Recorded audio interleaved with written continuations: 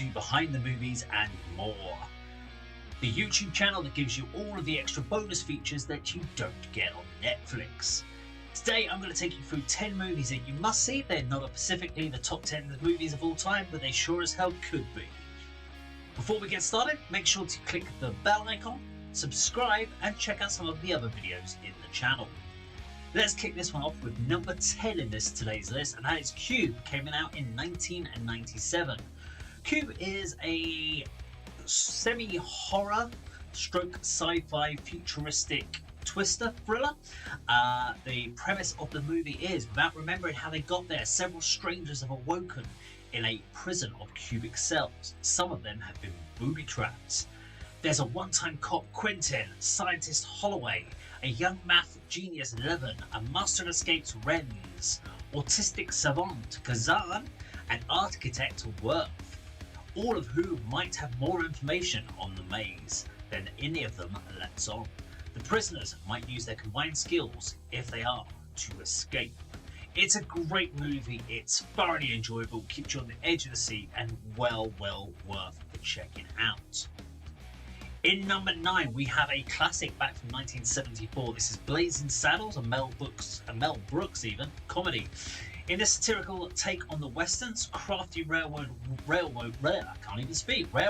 worker Bart becomes the first black sheriff of Rock Ridge, a frontier town about to be destroyed in order to make way for a new railroad. Initially, the people of Rock Ridge harbour a racial bias towards their new leader. However, they warned him after realising that Bart and his perpetually drunk gunfighter friend are the only defence against a wave of thugs sent to rid the town of its population. This is an absolute cracking comedy. You can watch it time and time again, there's always something new you find, and even if you've seen it 100 times, you still end up laughing out loud. It's perfectly paced, perfectly timed, and well worth your time to check it out.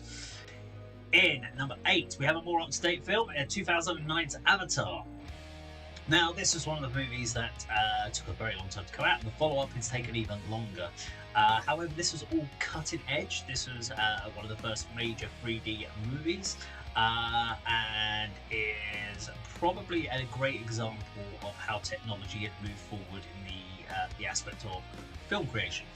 The concept of the story is, on the lush alien world of Pandora live the Na'vi, beings who appear primitive but are highly evolved. Because the planet's environment is poisonous, human Na'vi hybrids called avatars must link to human minds to allow for free movement on Pandora.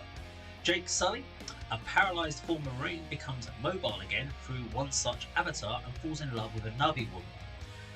As a bond with her grows, he is drawn into a battle for the survival of her world. It is a relatively long movie, but you don't really notice it for the first time you're watching it, because you were just completely thrown in there. And actually, even on rewatching, you're just taken in by the glorious world of Pandora and actually the great special effects. So again, well worth checking out. In number 7, we have a 1986's Platoon. This is a war biopic style film, seen through the eyes of Chris Taylor, played by the very young at the time Charlie Sheen. Chris Taylor leaves his university studies to enlist in combat duty in Vietnam in 1967. Once he's on the ground in the middle of the battle, his idealisms fade. Infighting ensued between Staff Sergeant Barnes, played by the wonderful Tom Berenger in this role, who believes nearby villagers are harbouring Viet Cong soldiers, and Sergeant Ellis, played by William Dafoe, again an amazing, perfect casting, who has a more sympathetic view on the locals, ends up pitting soldiers against each other as well as against the enemy. This is a movie that keeps you gritted, on the edge of your seat. You feel what these guys are feeling. When they are under fire, you are panicking with them, your heart is racing, you're flowing with them, and when you get to the final scenes of the movie, you're emotionally drained, and it is just an amazing film. So Platoon, 1986, takes our number 7 spot.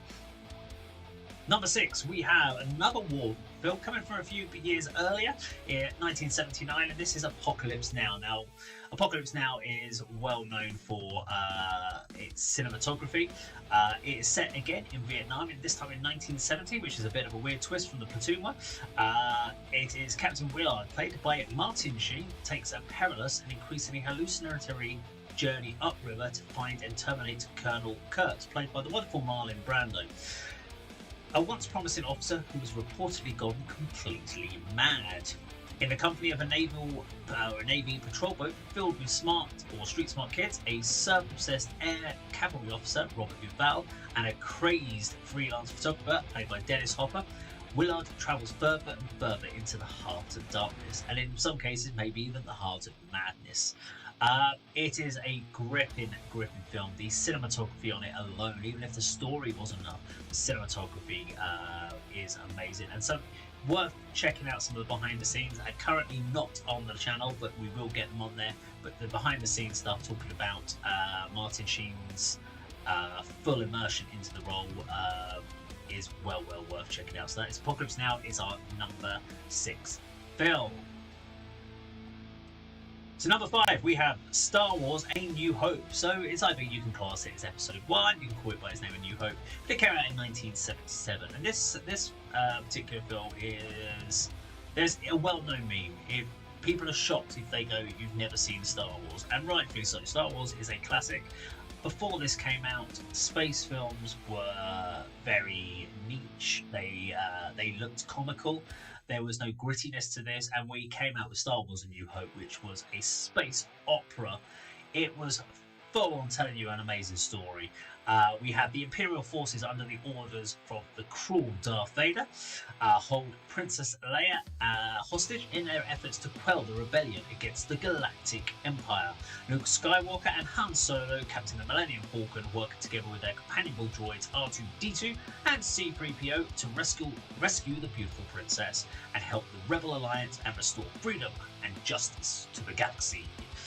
Wow, who wouldn't want to watch that? It is a classic. So many films that followed owe their star credentials to Star Wars. Some would say obviously Star Trek as well, but I think there have been more follow-ups. And Mel Brooks did the same with things like Spaceballs. Is very much a play on Star Wars. And if you get mimicked by Mel Brooks, you're doing very well. In number 4, we have The Matrix. The film came out in 1999. The Matrix is here for not necessarily its storytelling, but the fact of what it did for the genre of movies, the camera work, the digital effects, the special effects that we used, fight choreography. They pushed the envelope and blew everyone away when they came out. The film still stands up on its own, unlike a lot of their follow-ups. For what it was when it first came out, it's still a very good rewatch. And if you've never seen it, shame on you. But The Matrix is, Neo believes that Morpheus, played by Lawrence Fishburne, an elusive figure considered to be the most dangerous man alive, can answer his question: what is the Matrix? Neo is contacted by Trinity, a beautiful stranger who leads him into an underworld where he meets Morpheus. They fight a brutal battle for their lives against a cadre of viciously intelligent secret agents. It is a truth that could cost Neo something more precious than his life. We'll leave that there, I think. If you haven't seen The Matrix, go check it out. And shame on you, where have you been living under a rock? Now we're into our final 3. Now this is a difficult one for our first top 10 list, but in 3, we have 1985's Back to the Future. Now, you could have picked any one of the Back to the Future films, but the first one is an absolute classic. It is one of those films that is rightly said there is not one thing wrong with that film. You can pick that film apart and you will not find a negative thing to say about it. And in the day where films are being reworked, this is a film that should never have a remake done on it. The concept of the film is, in the 1980s sci-fi classic, a small-town California teen, Marty McFly, played by the wonderfully youthful Michael J. Fox, is thrown back into the 50s when an experiment by his eccentric scientist friend Doc Brown, played by the wonderful Christopher Lloyd, goes awry. Travelling through time in a modified DeLorean car, Marty encounters young versions of his parents, played by Kristen Glover and Lena Thompson, and must make sure that they fall in love or he'll cease to exist. Even more dauntingly, Martin has to return to his own time and save the life of Doc Brown. It is an absolute rollercoaster ride. I know myself, I've seen this film so many times, and even now I still find little details that I may have missed. It's so cleverly done and well worth checking out. So Back to the Future gets our number 3 spot. Number 2, we have 1990's Goodfellas. Now, there are many films that we could have thrown in here from Martin Scorsese, but Goodfellas is the pinnacle of when it was at the best. The Irishman, it's a great film, but a little bit too long, I think. Casino, a great film again, but is kind of the weaker cousin maybe to Goodfellas. But Goodfellas in 1990 is just an amazing story. It takes you on a great journey, very emotional. You are completely invested, and at the end, where we get a third wall break, it is well worth seeing just for that.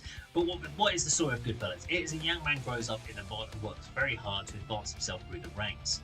He enjoys his life of money and luxury, but is oblivious to the horror that he causes. A drug addiction and a few mistakes ultimately unravel his climb to the top. Now, this is based on the book Wise Guy by Nicholas Pileggi.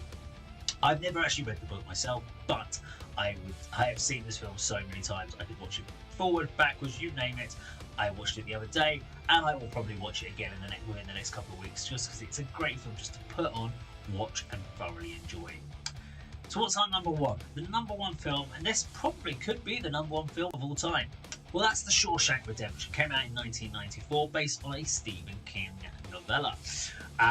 Andy Dufresne, played by Tim Robbins to perfection, is sentenced to 2 consecutive life terms in prison for the murders of his wife and her lover, and is sentenced to a tough prison. However, only Andy knows he didn't commit the crimes. While there, he forms a friendship with Red, played by, again, the wonderful Morgan Freeman, who does a lot of the narration as well. He experiences brutality of prison life, adapts, helps the warden, all in 19 years. I'm not going to tell you anything more about the story if you've never seen it, because if you haven't seen it, again, it's a film you have to go and see. But in all honesty, the character models, the casting for this particular film are absolutely outstanding. You truly feel these are genuine people and not actors playing roles.